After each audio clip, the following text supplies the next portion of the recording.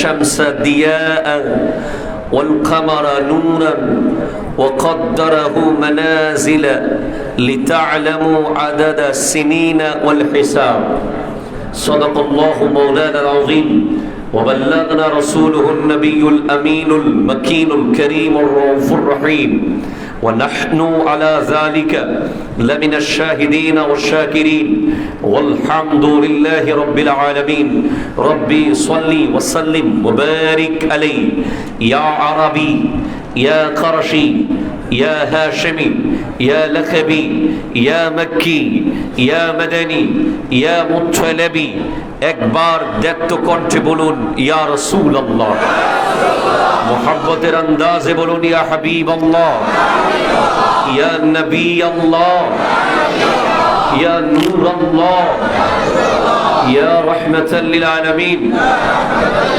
সবাই দুই লাইন দরুদ শরীফ পড়ি বালাগাল বিকা হিকাশা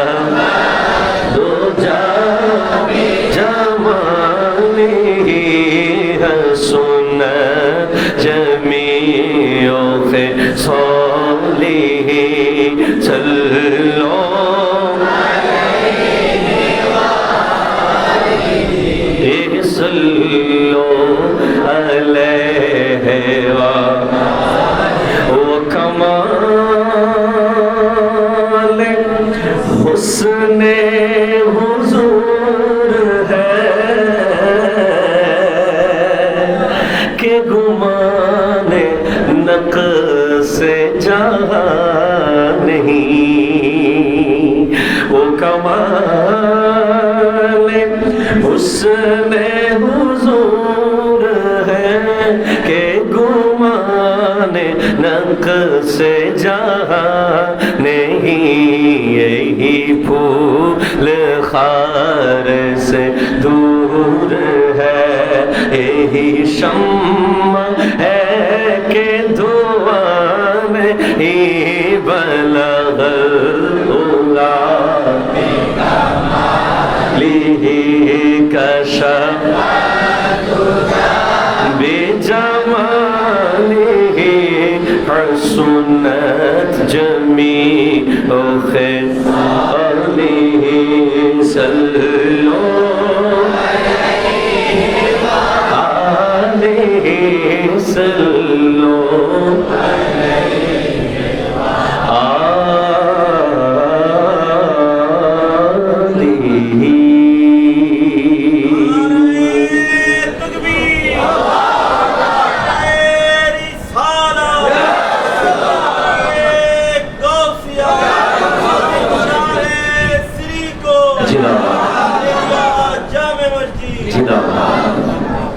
ঐতিহ্যবাহী তাহিরিয়া জামে মসজিদের মুসল্লিয়ানে কেরাম কলিজা ঠান্ডা হয়ে যায় আপনাদের এই উপস্থিতি দেখে।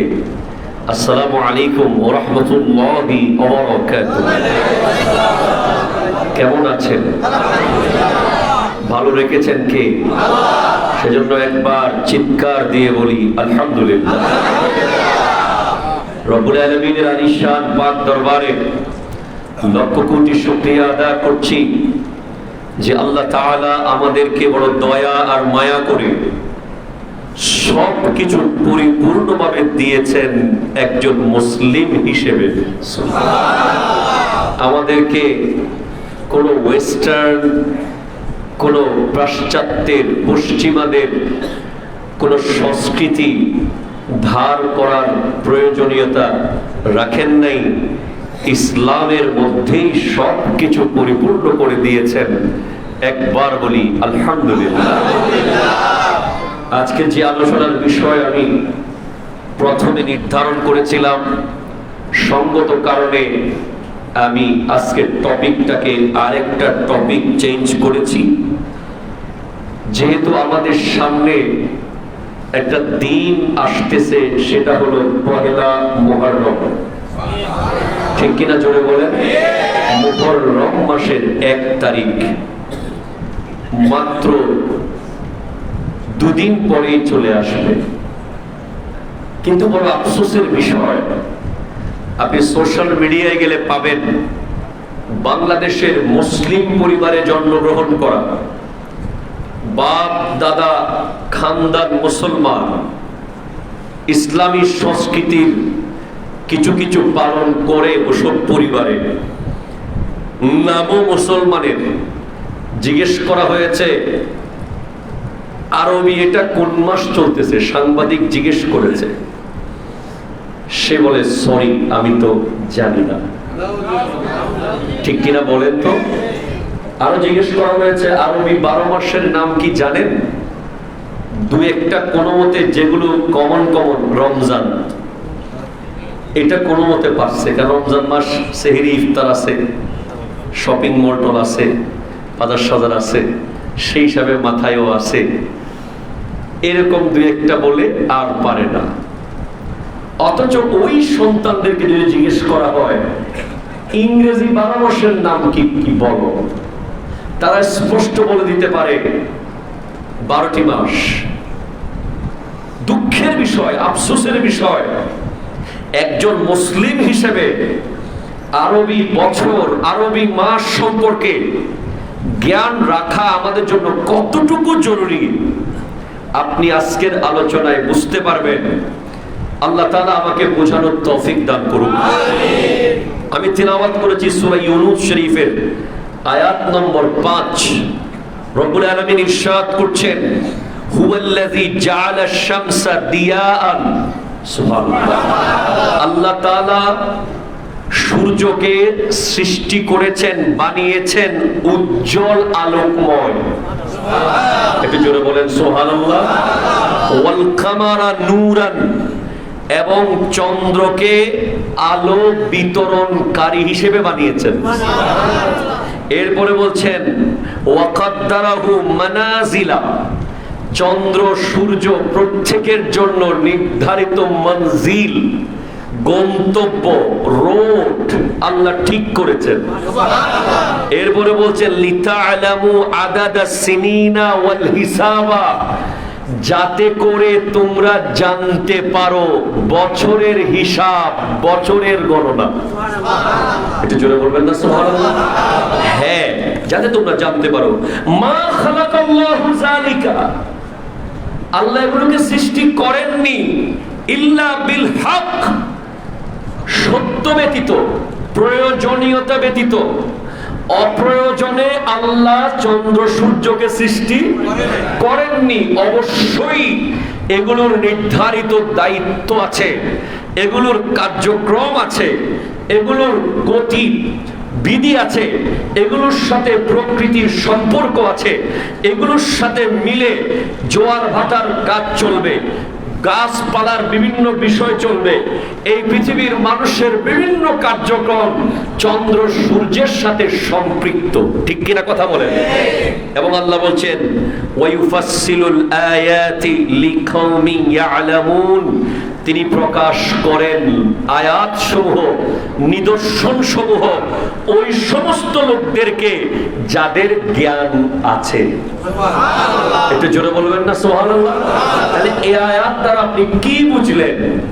যারা চন্দ্র সূর্যের তথা চন্দ্র মাসের, হিজরি সনের, হিজরি মাসের জ্ঞান রাখে, তাদেরকে আল্লাহ জ্ঞানী বলছে।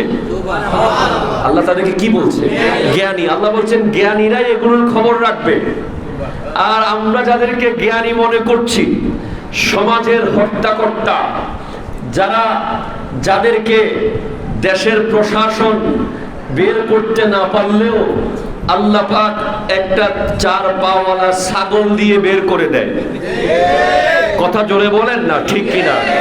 যাদেরকে আমরা সমাজের বড় বড় চেয়ারে বসিয়েছি, আমাদের দেশ পরিচালনাকারী প্রশাসন, তাদেরকে বড় বড় জ্ঞানী মনে করে করে বড় বড় পরীক্ষার মাধ্যমে বড় বড় ইন্টারভিউ নিয়ে বড় বড় চেয়ারে বসিয়েছে, কিন্তু তাদের সাথে ইসলামের কোনো সম্পর্ক নাই, কোরআন হাদিসের কোনো সম্পর্ক নাই। তাদের সন্তানরা অনুষ্ঠান করে, ইসলামী অনুষ্ঠান মানুষকে দেখানোর জন্য, এটার সাথে জিলহজের কোনো সম্পর্ক নাই। 1 কোটি টাকার গরুর সাথে জিলহজ মাসের সেই আবেদনের কোনো সম্পর্ক নাই। 15 লাখ টাকার ছাগলের সাথে কোরবানি শিক্ষার কোনো সম্পর্ক নাই। এগুলো একমাত্র অহংকারের প্রকাশ করে। ও সমস্ত মানুষকে সমাজ মনে করে অনেক বড় শিক্ষিত, তাদের জন্য ল্যান্ড ক্লোজার প্রাডো গাড়ির ব্যবস্থা করা হয়, তাদেরকে পুলিশের প্রটোকল দেওয়া হয়। আর যারা সত্যিকারের জ্ঞানী আলেম ওলামারা, ওদের জন্য কোনো ভিআইপি প্রটোকল থাকে না, বরং ওদের গাড়িতে একটু ভিআইপি লাইট জ্বললে বলে আপনি কোন পজিশনে আছেন। কথা জোরে বলেন না, ঠিক কিনা? আজ মূর্খতায় ছেয়ে গেছে। আপনি কাকে জ্ঞানী বলবেন যে বাংলা নববর্ষের নামে পান্তাবাতার ইলিশ মাছ নিয়ে রমনা বটমূলে গিয়ে নারী পুরুষ অবাধ মেলামেশার মাধ্যমে জেনা ইফটিজিংকে উৎসাহিত করে তাকে শিক্ষিত বলবেন? যে 31st নাইটের নামে কক্সেস বাজার গিয়ে ব্যান্ডের প্রোগ্রাম করে নেচে গেয়ে গোটা সাগর পার্কে তল ফেলে দেয়, ট্রাকের মধ্যে সাউন্ড বক্স লাগিয়ে গোটা জনপদকে অভিশপ্ত করে, তাকে আপনি শিক্ষিত বলবেন?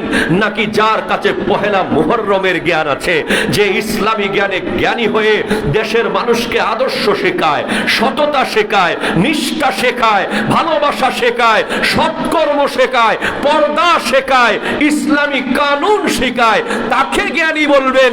আপনার বিবেককে প্রশ্ন করার দরকার আছে, ঠিক কিনা? কথা জোরে বলেন, ঠিক কিনা বলেন?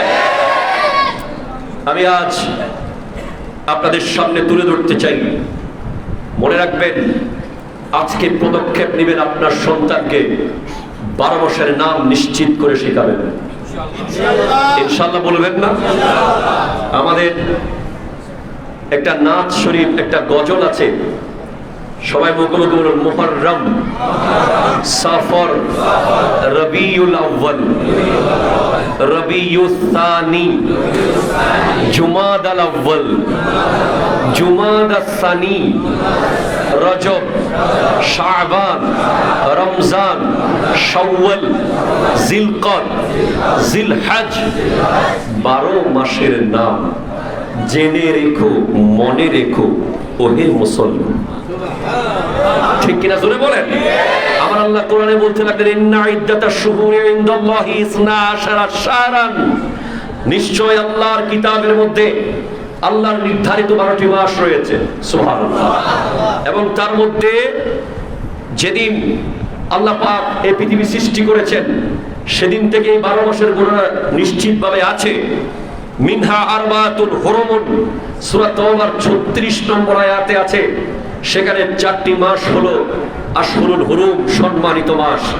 তার মধ্যে 3টি একসাথে আছে, আর একটি রজব, শাওয়াল, জিলকদ, জিলহজ, আর একটি কি বলেন তো?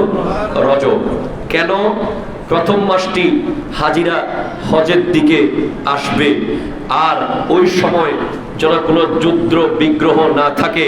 আর রজব মাসের একটি স্পেশালিটি আছে, জিলকদ, দুঃখিত, জিলকদ, জিলহজ, মুহররম।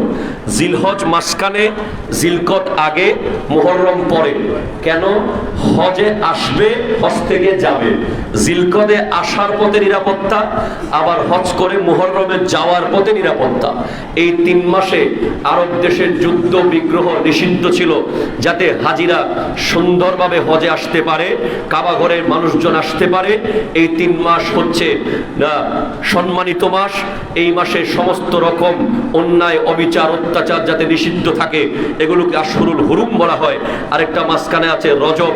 এই 4টা মাস সম্মানিত মাস, বাকি সব মাস সম্মানিত মাস, কারণ প্রত্যেক মাসেই আমাদের সংস্কৃতির কিছু না কিছু রয়েছে।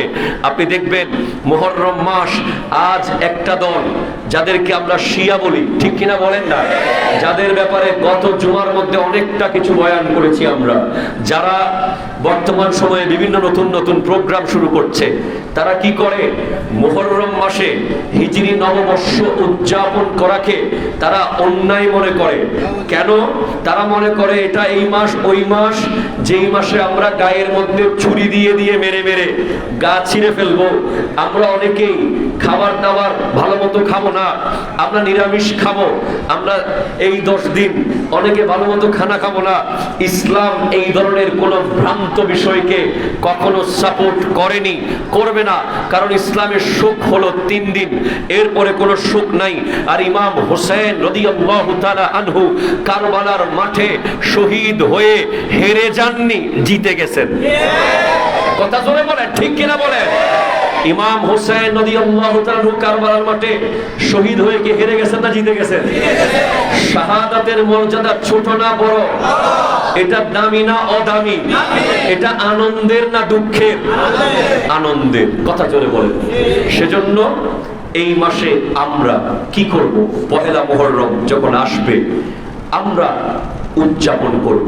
আজ আমরা করি না বলে বাংলাদেশের পত্রিকাগুলোর সম্পাদকীয় লেখে না, আমরা করি না বলে চ্যানেলগুলো কোনো স্পেশাল আয়োজন করে না, আমরা করি না বলে, অথচ আপনি দেখবেন পহেলা বৈশাখকে কেন্দ্র করে যে প্রোগ্রামগুলো হয়, অবশ্যই আমরা বাঙালি, বাংলাদেশের মানুষ হিসেবে আমাদের এই সংস্কৃতিকে মেনে নিতেই হবে।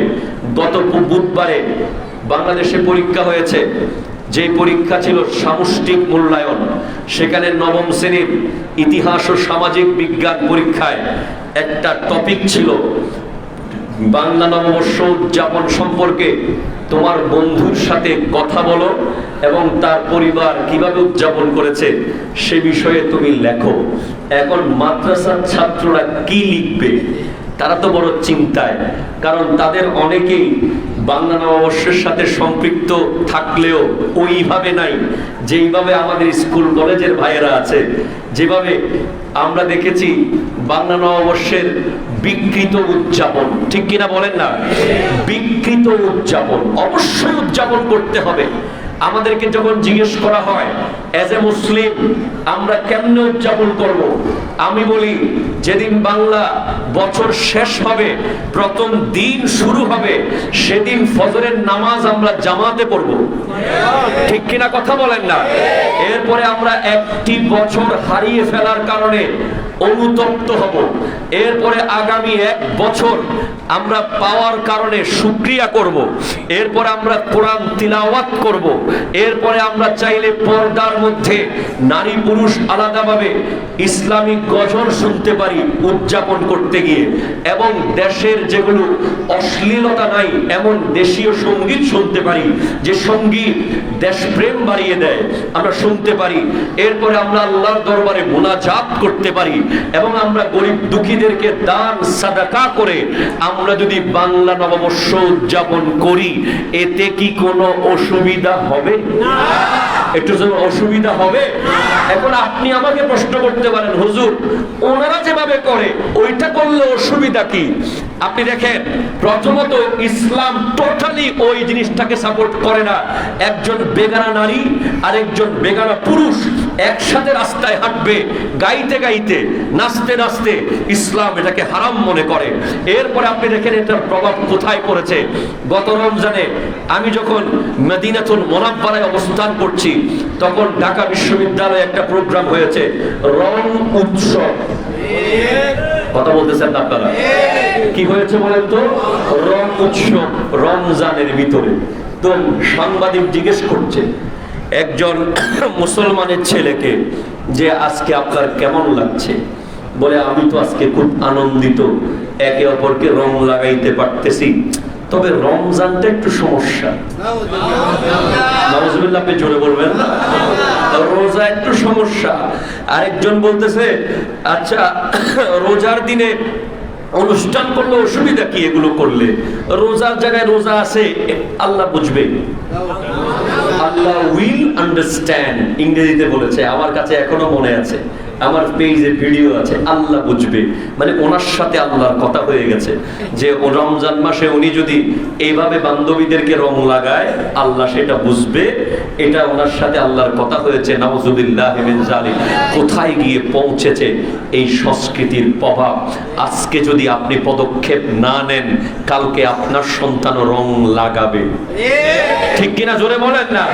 আজকে যদি আপনি সিদ্ধান্ত না নেন, পরশু আপনার সন্তান এই ধরনের রং তামাশায় মত্ত হবে।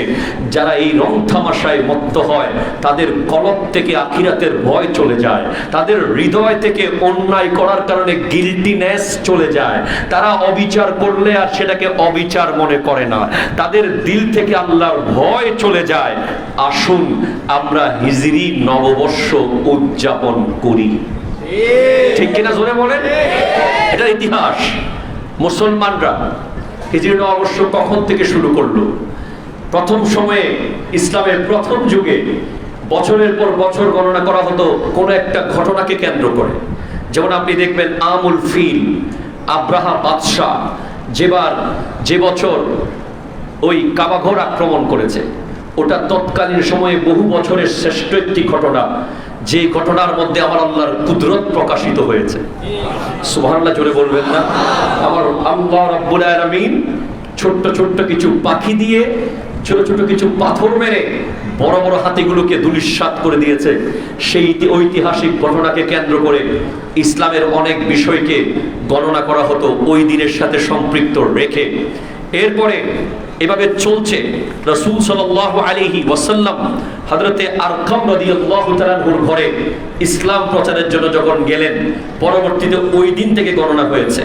এরপর হযরতে ওমর ইবনুল খাত্তাব রাদিয়াল্লাহু তাআলা আনহুর আমলে ইসলামের দ্বিতীয় খলিফা, ইরাক এবং কুফার প্রশাসক ছিলেন হযরতে আবু মুসা আশআরি। সুবহানাল্লাহ বলেন। হযরতে আবু মুসা আশআরি কার আমলে ছিলেন? হযরত ওমর রাদিয়াল্লাহু তাআলা আনহুর আমলে। তো হযরতে আবু মুসা আশআরির কাছে যখন এখান থেকে চিঠি যেত, তো তিনি একবার হযরত ওমরের কাছে চিঠি পাঠালেন, ওগো আমিরুল মুমিনিন, একটু বলেন আপনি যে চিঠি পাঠান ওগুলোর মধ্যে কোনো দিন তারিখের হিসাব নাই, এখন আমরা কি করব? এই চিঠি কয় তারিখ এসেছে, এটার কয় দিন, এটার মেয়াদ, এটার কার্যক্রম কতদিন চলবে, এই বিষয়গুলো আমরা বুঝতে পারি না। একটা নির্ধারিত তারিখ গণনা করার ব্যবস্থা করার দরকার। তখন হযরত ওমর ইবনুল খাত্তাব রাদিয়াল্লাহু তাআলা আন একটা বৈঠকের ব্যবস্থা করলেন। একটু জোরে বলেন, কিসের ব্যবস্থা করলেন? বৈঠক। যেই বৈঠকের মধ্যে আলোচনা হবে যে আরবি ক্যালেন্ডার কেমন হবে, মুসলমানদের গণনা কেমন হবে। সেই বৈঠকের মধ্যে কেউ প্রস্তাব দিয়েছেন, আমার নবী যেদিন দুনিয়াতে এসেছেন সেদিন থেকে আমরা গণনা করি। সুবহানাল্লাহ। আর কেউ প্রস্তাব দিয়েছেন, যেদিন আমার নবীর কাছে কোরআন নাজিল হয়েছে সেদিন থেকে আমরা গণনা করি। আর কেউ প্রস্তাব দিয়েছেন, যেদিন আমার নবী দুনিয়া থেকে বিদায় নিয়েছেন সেদিন প্রস্তাব করেছেন কেউ। কিন্তু এলমের শহরের দরজা, একটু জোরে বলবেন না? হযরতে মাওলা আলী কাররামাল্লাহু তাআলা ওয়াজহুল কারীম, উনি প্রস্তাব দিলেন যে আমরা গণনা করব যেদিন থেকে আমার নবী মক্কা ছেড়ে মদিনায় হিজরত করেছেন। একটু জোরে বলেন সুবহানাল্লাহ। আমার দয়াল নবী 622 খ্রিস্টাব্দে 12 সেপ্টেম্বর মুসলিম জ্যোতির্বিজ্ঞানীরা গবেষণা করে বের করেছেন, সেদিন থেকে আমার দয়াল নবীর হিজরতকে কেন্দ্র করে ইসলামী ক্যালেন্ডার গণনা করা শুরু হলো। হিজরি নববর্ষ বর্ষ গণনা শুরু হলো। এই ইতিহাস আরো অনেক লম্বা, এগুলো আমাদেরকে সন্তানদের জানাতে হবে। হিজরি সনের প্রবর্তককে হযরত ওমর ইবনুল খাত্তাব, প্রস্তাবককে হযরতে মাওলা আলী। এই বিষয়গুলো আলোচনা হলে কি হবে, আপনার সন্তানের উপর কি প্রভাব পড়বে, আজকে দেখেন, যখন 14 ফেব্রুয়ারি আসে, ভ্যালেন্টাইন ডে, এটা দুইটা প্যাটার্নে উদযাপিত হয়। কেউ কেউ নিজের বিবিকে নিয়ে উদযাপন করে ভালোবাসা, কেউ কেউ নিজের বন্ধু বান্ধবকে নিয়ে করে, আবার কেউ কেউ নিজের বাবা মাকে নিয়ে ভালোবাসা দিবস উদযাপন করে। কিন্তু করে না এমন যুবক প্রজন্ম অনেক কম। অন্তত ফেসবুকে একটা স্ট্যাটাস হলেও দেয় ভালোবাসা দিবসকে কেন্দ্র করে।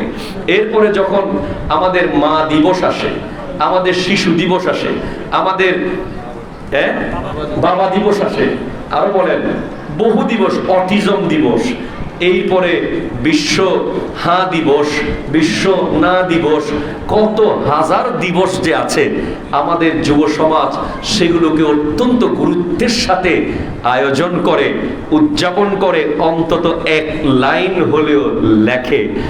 কিন্তু আরবি মাসের যেই বছরের যে ক্যালেন্ডার, এটা সম্পর্কে না জানার কারণে মুহররমের মূল্যবান দিনগুলো কি, সফরের গুরুত্বপূর্ণ দিনটা কি, রবিউল আউয়াল কেন গুরুত্বপূর্ণ, রবিউল সানি কেন গুরুত্বপূর্ণ, এগুলো জানে না বলে অনেকে এগুলোর খবরই নেয় না।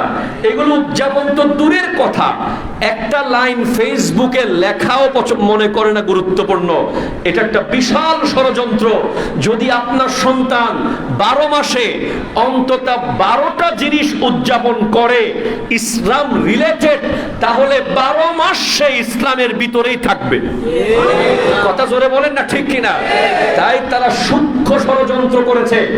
আজকে যদি আপনারা আমার সন্তান পবিত্র মুহররম মাস আসলে শুহাদায়ে কারবালার স্মরণ করে এবং ইমাম হুসাইন রাদিয়াল্লাহু তাআলা আনহু কি কারণে শাহাদাত বরণ করেছেন, কেন তিনি কারবালার মাঠে গিয়েছিলেন, তখন উত্তর চলে আসবে শরাবিদের বিরুদ্ধে, সুদখোরদের বিরুদ্ধে, ঘুষখোরদের বিরুদ্ধে, দুর্নীতিবাজদের বিরুদ্ধে।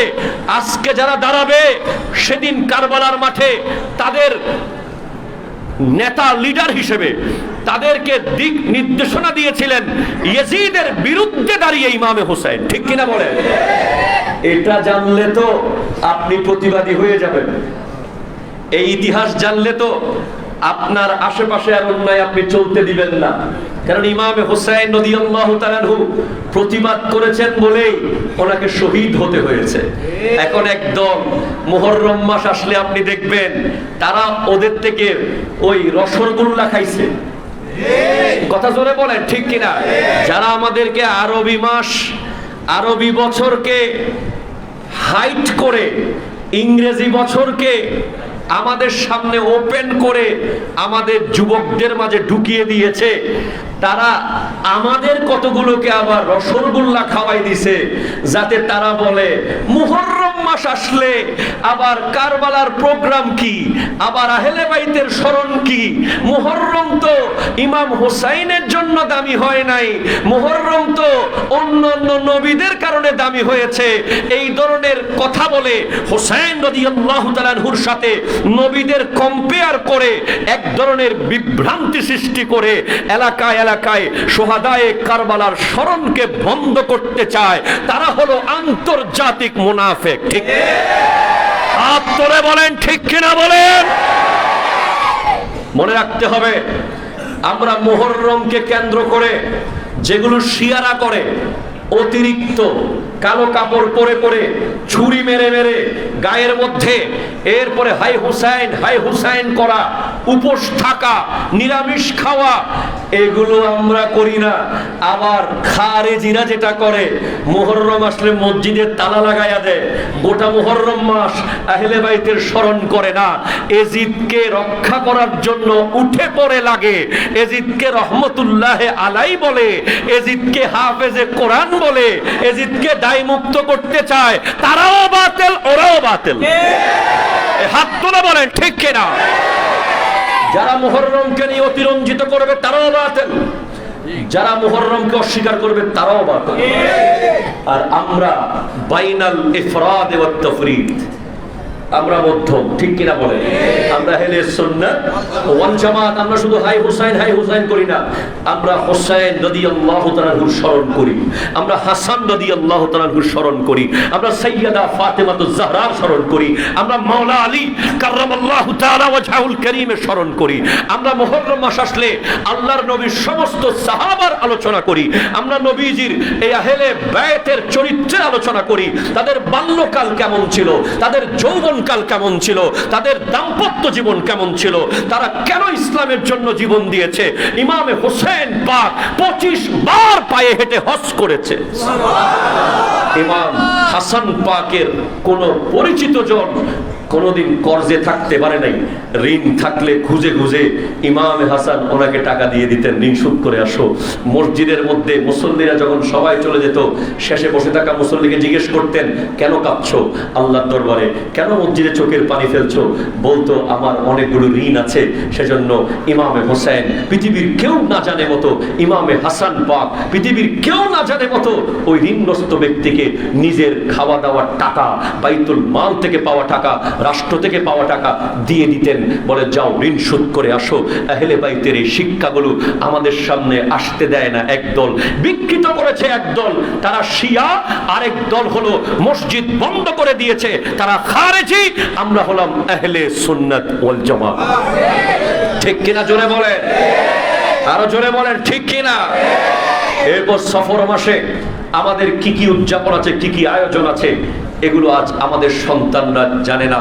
সফর মাস এই যুগের শ্রেষ্ঠ একজন মুজাদ্দিদের ইন্তেকালের মাস, আমাদের জানতে হবে। আর অনেক গুরুত্বপূর্ণ রয়েছে সফর মাসে।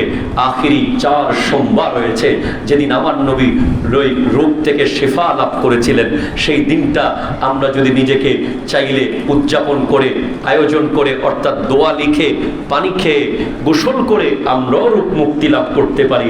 অথচ সেখানে আমরা নিজের বানানো কোনো দোয়া লিখি না, আমরা সেখানে লিখি সালামুন আলা ইব্রাহিম, সালামুন আলা ইলিয়াসিন, সালামুন আলা মুসা ওয়া হারুন। এই আয়াতগুলো আমরা লিখে থাকি কোরআনের। এইটাকেও আমাদের দেশের একদল স্মার্ট মুসলিম এটাকেও বেদাত বলে বলে কওমকে বিভ্রান্ত করে, ঠিক কিনা কথা বলেন? এরপরে তৃতীয় রবিউল আউয়াল মাস। এই রবিউল আউয়াল মাস কেন দামি, কি কারণে দামি, আমাদের অসংখ্য স্কুল কলেজের যুবক ভাইয়েরা জানে না। এই রবিউল আউয়াল মাসের মূল্য এত বেশি। রবিউল আউয়াল না হলে কোরআন হতো না, রবিউল আউয়াল না আসলে মসজিদ আসতো না, রবিউল আউয়াল না আসলে মাকে চিনতাম না, রবিউল আউয়াল না আসলে বাবাকে চিনতাম না, রবিউল আউয়াল না আসলে ইসলাম, মুসলমান, দ্বীন, কোরআন, ইভেন আল্লাহকেও চিনতাম না, ঠিক কিনা? রবিউল আউয়াল মাসে আমার নবীর আগমন হয়েছিল বলে, সেই মিলাদুন নবী হয়েছিল বলে আজ আপনি মুসলমান, আমরা মুসলমান। আমাদের মাথার উপরে ছাদ, মসজিদ, নিজ জমিন আমাদের সিজদার জায়গা, দুনিয়ায় আমাদের ইজ্জত, সবকিছু সেদিনের কারণে, ঠিক কিনা বলেন? এবার রবিউল সানির কি অবদান, কি আছে?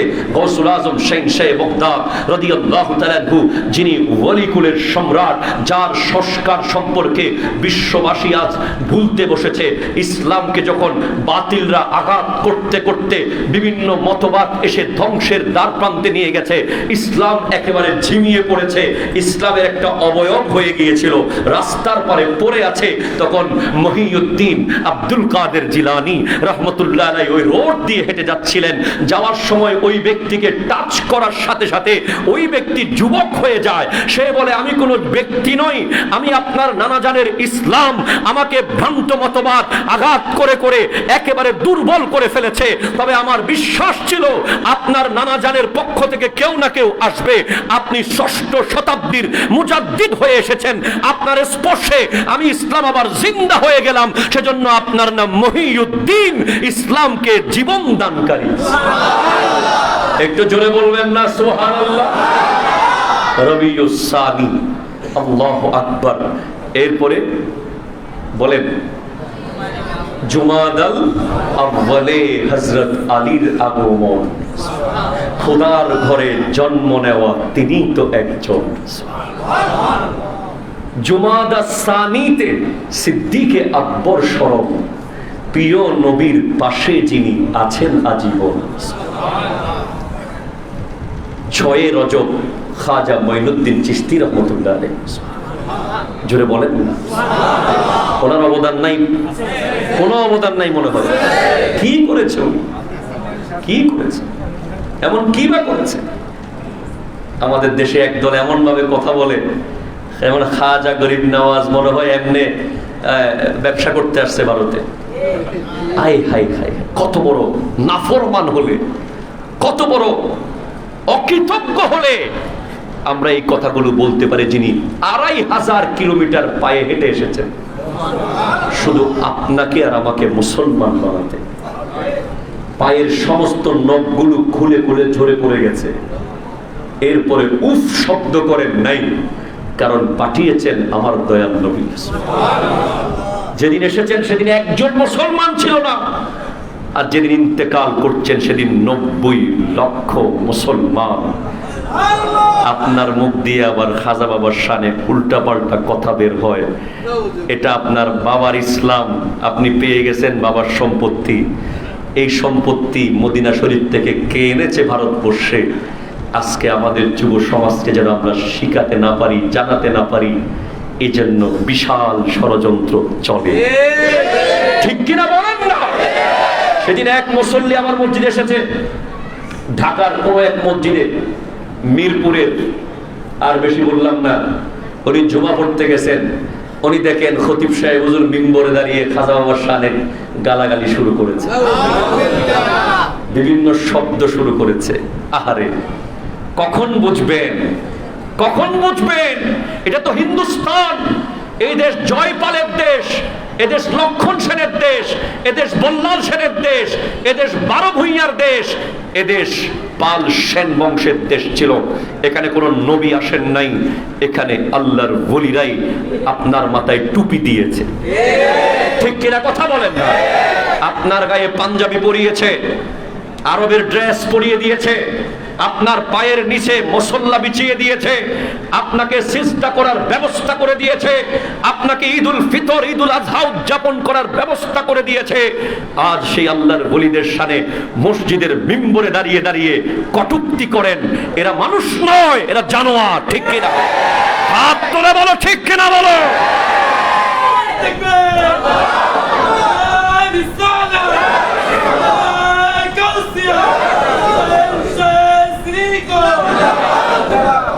আবার নতুন একটা শব্দ অস্ত্র আছে এদের, শব্দ অস্ত্র। এটার নাম হলো মাজার পূজারি। এটা হলো শব্দ অস্ত্র। এই অস্ত্র বড় কাজে লাগে তাদের, মোটামুটি আঙ্গুরে পাইলেই লাগাইয়া দেয় মাজার পূজারি। হাই হাই হাই, কিয়ামতের মাঠে দেখবো, হাসরের মাঠে তোমাদের সাথে দেখা হবে। ঠিক কিনা কথা বলেন না? সেদিন জিজ্ঞেস করবো শাহিন সাহেব বাগদাদকে, ওগো আব্দুল কাদের জিলানী রাহমাতুল্লাহ আলাইহি বলেন, আপনার মাজারে কে পূজা করেছিল বলেন। তিনি বলে দেবেন কে পূজা করেছে আর কে জিয়ারত করেছে। সেদিন গরিব নওয়াজকে জিজ্ঞেস করব, সেদিন শাহ আলী বাগদাদিকে জিজ্ঞেস করব, সেদিন হযরতে খান জাহান আলীকে জিজ্ঞেস করব। ওই আমাদের নতুন স্মার্ট মুসলমান সৌদি আরবে গিয়ে বলতেছে খান জাহান আলী বড় না সাহাবীরা বড়, এখানে মাজার কই? হ্যাঁ, হাজীদেরকে শিখাইতেছে। আরে বাবা, কিয়ামতের মাঠে প্রশ্ন করব ইনশাআল্লাহ। ঠিক কথা বলেন, ঠিক কি না? সেদিন প্রশ্ন করব আমরা, আল্লাহর দরবারে দাঁড়িয়ে বলবো, আল্লাহ আপনার ওলির মাজারে কখনো পূজা তো প্রশ্নই আসে না। কিসের পূজা? পূজা তো মুসলমানদের শব্দই নয়। ঠিক কিনা বলেন? এটা তো আমরা শব্দই ব্যবহার করি না। এটা এমন আমাদের কোন সংস্কৃতির শব্দ নয়, আমাদের ব্যক্তিগত শব্দ নয়, আমাদের দ্বীনি শব্দ নয়। এটা তো ভিন্ন ধর্মের একটা শব্দ, এটা তাদের শব্দ। আমরা তো ইবাদত বলি, আমরা রিয়াজত বলি, আমরা জিয়ারত বলি, আমরা জিয়াফত বলি। আমাদের শব্দের অভাব নাই। ঠিক কিনা বলেন? আমরা আল্লাহর ইবাদত করি, আল্লাহকেই আল্লাহ মানি। মাজারে শুয়ে থাকা কোনো ব্যক্তিকে আমরা কশিন কালেও দাতা মনে করি না, মনে করি উনি আল্লাহর থেকে নিয়ে দেন। ঠিক কিনা জোরে বলেন? আপনি মাজারওয়ালার কাছে চাইতে যদি আপনার শিরিক মনে হয়, ডাক্তারের কাছে কেমনে চাইবেন? ডাক্তার সাহেব আমার আব্বারে বাঁচান, কথা জোরে কন না। ঠিক কিনা? কেমনে চাইবেন? আপনার ডাক্তার কেমনে বাঁচাইবো? বাঁচাবে কে? আল্লাহ। আরো জোরে বলেন। আমরা মাজারে গিয়ে যখন ফুল দেই মহব্বত করে, অনেকে কয় শিরিক। আরে বোকা গাধা, শিরিক তো বুঝোসই না। শিরিক হলো যেটা আল্লাহর জন্য করে, সেটা অন্য কাউকে করা শিরিক। আল্লাহকে কখনো ফুল দিছে কেউ? আমার নবী মেরাজে গিয়ে আল্লাহকে ফুল দিছিলেন? সেখানে ফুলের কোনো অস্তিত্ব আছে? আল্লাহকে ফুল দেওয়া যায়? আল্লাহকে ফুল দেওয়ার চিন্তা করলেও তো ঈমান থাকবে না, কারণ আল্লাহর শরীর আছে, আল্লাহর আকার আছে। এটা হচ্ছে শিয়াদের আকীদা, এটা আহলে সুন্নাতের আকীদা নয়। আহলে সুন্নাত জামাতের আকীদা হলো আল্লাহর নিরাকার, ঠিক কি না? শিয়ারা মনে করে আল্লাহর হাত আছে, আল্লাহর পা আছে। নাউজুবিল্লাহ, জোরে জোরে বলেন। সাবধান থাকবেন। অনেক কথা জজবা উঠে গেছে অনেক প্রিয়জনদেরকে চেহারা দেখে, আজ বলে ফেললাম ভিতরে জমে থাকা অনেক কথা। সবকিছুর মূল কথা হলো আপনার পরিবারকে ইসলামী সংস্কৃতি কেন্দ্র বানান। আপনার ঘরের ড্রয়িং রুমকে ইসলামী সংস্কৃতি চর্চার কেন্দ্র বানান। ইসলামী সংস্কৃতি যখন বলবেন সেখানে আর বেপরদা থাকার সুযোগ নাই। ইসলামী সংস্কৃতি যখন বলবেন সেখানে মোটর সাইকেলে ওই চ্যালেঞ্জার 5-এ অতিরিক্ত আওয়াজ বাড়ানোর সুযোগ নাই। কথা ধরে বলেন না, ঠিক কিনা? ইসলামী সংস্কৃতি যখন বলবেন সেখানে সেরা জিন্সের প্যান্ট পরে আসার সুযোগ নাই। ইসলামী সংস্কৃতি যখন বলে ফেলবেন সেখানে মাথার চুলের মাঝখান দিয়া মাদার থেকে রোড বানাইয়া আসার সুযোগ নাই। ইসলামী সংস্কৃতি যখন বলবেন আপাদে মস্তক থাকবে, দেখলেই মনে হবে যেন ইসলাম আমার ঘরে এসেছে, চেহারা দেখলেই মনে হবে একজন মুসলমান যেন আমার ঘরে এসেছে। সেজন্য আসুন আমরা জানি, শিখি, বুঝি, জানতে চাই। কথা বলেন, ঠিক? আল্লাহ তাআলা আমাদেরকে কবুল আর মঞ্জুর করুন। আগামী হিজরি নববর্ষ অন্তত পরিবারকে নিয়ে হলেও বাসায় উদযাপন করবেন। পহেলা মুহররম তাদেরকে নিয়ে বসবেন। বাবা শোনো, আজ পহেলা মুহররম, আজকে হিজরি বর্ষের প্রথম মাস, আজকে প্রথম দিন। এই দিনের অনেক গুরুত্ব আছে বাবা। এই পহেলা মুহররমের হিজরি বর্ষ গণনা শুরু করেছেন হযরত ওমর ফারুক আজম। এভাবে 12 মাসে কি কি আছে সন্তানদেরকে নিয়ে বলবেন, আবার 1 বছর পরে আবার বসবেন। এইভাবে চলতে থাকলে আপনার সংসার ইহুদি খ্রিস্টানদের কালচার থেকে মুক্ত থাকবে, ঠিক কিনা? জোরে বলেন। আল্লাহ তাআলা আমাদেরকে এইভাবে দিন উদযাপন করার তৌফিক দান করুন। কোরআন তিলাওয়াতের মাধ্যমে দিন শুরু করার তৌফিক দান করুন। আমাদেরকে আমাদের পরিবারে আদব, লেহাজ, ভদ্রতা, উত্তম আচরণের মাধ্যমে সংসার জীবন চালিয়ে যাওয়ার তৌফিক দান করুন। ওয়া মা আলাইনা ইল্লাল বালাগ ওয়া আখিরু দাওয়ানা আলহামদুলিল্লাহি রাব্বিল আলামিন। ওয়া আসসালামু আলাইকুম ওয়া রাহমাতুল্লাহি ওয়া বারাকাতুহু।